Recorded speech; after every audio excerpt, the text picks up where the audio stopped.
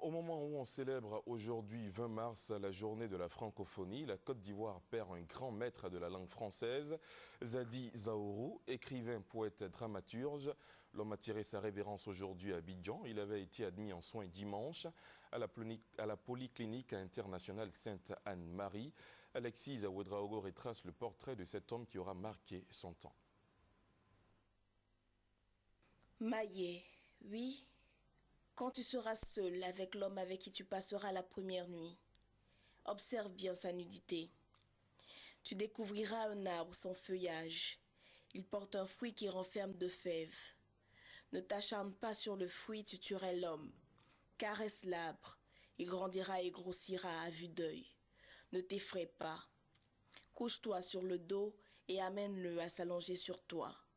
Les tissons que tu portes sur ta poitrine le brûleront d'un feu si doux qu'il roucoulera comme une colombe, il s'abandonnera à toi. L'une des productions littéraires que garderont certainement en mémoire beaucoup de passionnés.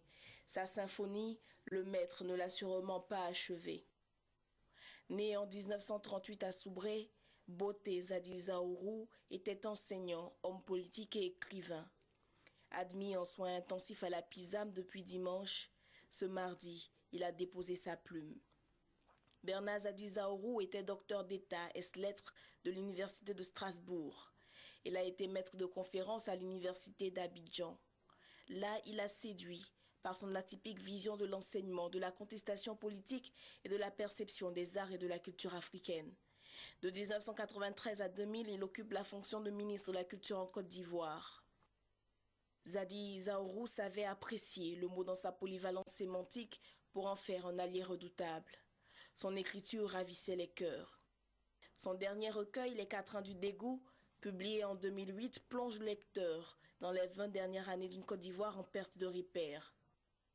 Musicien promoteur dès la fin des années 70 de l'art musical, Zadi Zaourou est aussi un critique musical averti.